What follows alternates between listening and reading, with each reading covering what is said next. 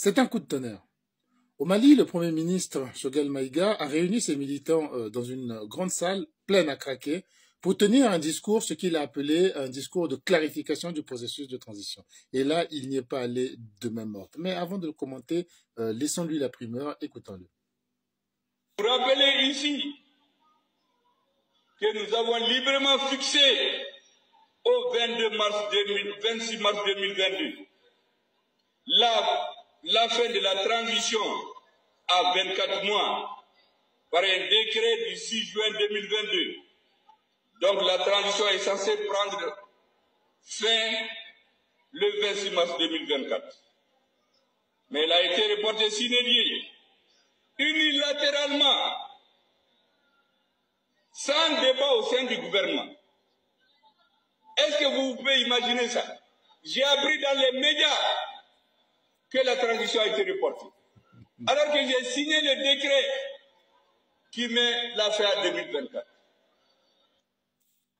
Voilà. Et plus tard, il va dire qu'il est obligé d'être suspendu à scruter les gestes du ministre de l'administration du territoire, le nouveau général Maïga, pour aller ensuite imaginer l'évolution du processus ou la politique générale adoptée par le Mali auprès des médias. Il en va de même pour M. Diop, qu'il a déjà confié en privé, et l'on sait également que c'est la même chose pour Assimi Goïta, qui est suspendu à celui que l'on sait maintenant comme étant le véritable maître de cette transition, le général Maïga, ministre de l'administration du territoire. Le nom n'est pas lâché par moi, mais par Choguel Maïga, au cours de ce même discours que je ne peux pas vous laisser suivre en entier, tellement il est long. Alors, les leçons à en tirer sont nombreuses. D'abord, la première, M. Choguel Maïga déclare vouloir la fin de cette transition telle qu'elle a été prévue et telle que les signatures ont été faites. Il veut un retour à l'ordre constitutionnel. Il reproche un fonctionnement en solo du ministre de l'administration du territoire qu'il cite lui-même dans son discours, et il met toute la junte finalement comme étant à la solde de ce ministre. Alors que l'on attendait l'annonce de la candidature du général de Gaulle du Mali, c'est lui-même qui se fait titrer ainsi, Monsieur Assimi Goïta, c'est plutôt un Choguel Maïga qui se positionne finalement en candidat pour lui-même, qui roule pour lui-même, qui veut la fin de la transition, qui parle à ses militants.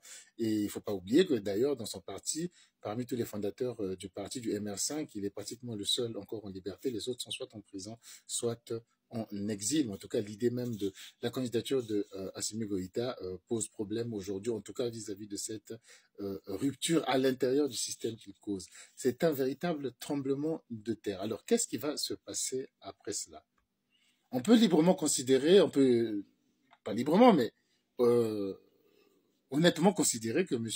Choguel Maïga est aujourd'hui démissionnaire, parce qu'on ne peut pas reprocher à un gouvernement qui fonctionne aussi mal et continuer à travailler pour ce gouvernement. En tout cas, s'il veut avoir une suite dans sa carrière politique, s'il a des ambitions d'aller un peu plus loin que là où il était, si tel qu'il vient de se démarquer finalement des usages de ce gouvernement, c'est une histoire de dire au peuple qu'il n'est pas responsable de ce qui est en train de se passer, c'est bien pour aller quelque part. Donc il est probablement déjà démissionnaire. Soit il va déposer sa démission, soit il va être démissionné. Mais si ce sont les autres qui le démissionnent, il est quasiment certain que dans les jours qui suivront, il a un grand risque qu'il finisse en prison. Voyons cette transition qui n'arrive pas à trouver elle-même une suite à son action. Comment sortir de cette situation qui n'a plus de nom? Il est possible qu'ils essaient de temporiser, qu'ils essaient de le calmer.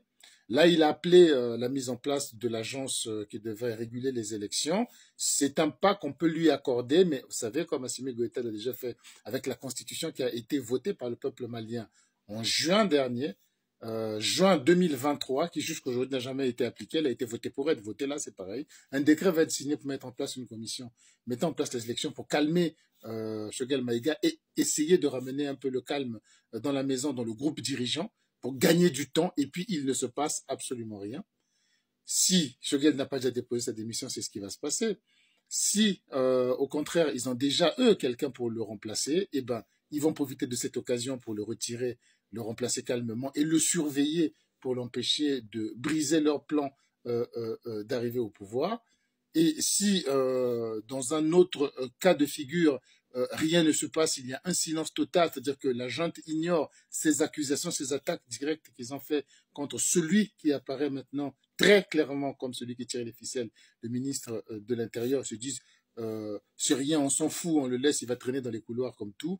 Et bien là, c'est Choguel Maïga qui va être humilié s'il ne démissionne pas, et sa carrière politique va certainement s'arrêter là parce qu'il aurait signé. J'ai crié que j'étais un larbin et après, je n'ai rien fait. Mais la situation est la même au Burkina Faso où le Premier ministre, M. Kelem de Tembele également, n'a aucune fonction, n'a aucun rôle. On l'a vu avec la semaine d'hésitation qu'il y a eu lorsqu'on ne savait pas où était Monsieur Ibrahim Traoré, le Premier ministre, qui est censé quand même être dans l'exécutif le numéro 2, n'a pas osé sortir la tête, n'a pas osé s'exprimer parce qu'il n'est informé de rien, il n'est au courant de rien. Aucune responsabilité ne lui est donnée, ce n'est qu'un postiche. Et ces régimes-là, c'est bien souvent ça, c'est après que l'on sait, que l'on se rend compte que ses plus forts soutiens boudaient dans les coins et n'étaient au courant d'absolument rien. En tout cas, c'est un tremblement de terre, c'est un coup de pied dans la fourmilière de cette transition qui va avoir des conséquences de suite.